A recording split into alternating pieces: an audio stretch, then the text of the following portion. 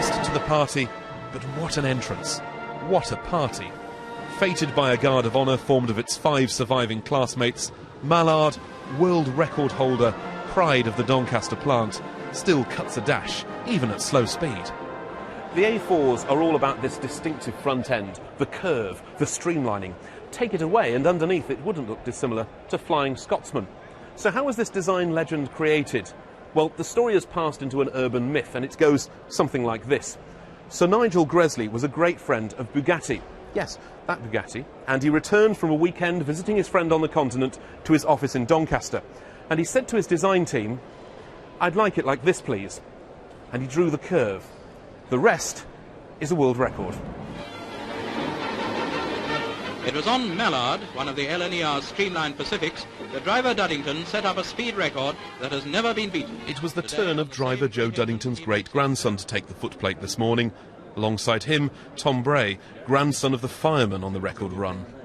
I'd be 5 or 6, and he lifted me up, and I can remember him opening that fire door, and it was absolutely red hot. Absolutely red hot.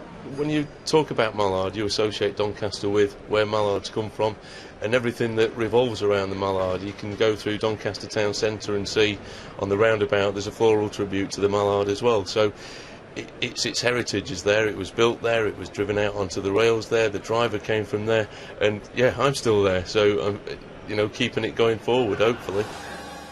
This is the original erecting shop at the Doncaster Plant Works where those legends were built.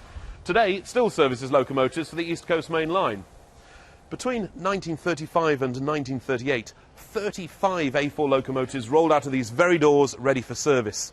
For Gresley and the London and North Eastern Railway, they were a trump card, proof that their route to the north was faster and more glamorous than their rivals over on the west coast. Ron and Derek Birch are 80-year-old twins. They started at the plant in 1947. It was very busy. There were 7,000 people worked at the plant. And I preferred one of these to the big A1s that came out later, because they had a lot bigger firebox. Took a lot more fire in, burnt more coal. Were they still the pride of the line? Yeah, well, we used to be train spotters, and we always looked forward to these coming through. But everybody cheered when one of these came through. After the war, streamlining fell from fashion. Today, Mallard no longer hauls trains. Its firebox is as cold as the grave. But the number of people who came to see this once-in-a-lifetime family lineup is testament to how brightly its legend and status still burn. Tom Ingle, BBC Look North, at the National Railway Museum in York.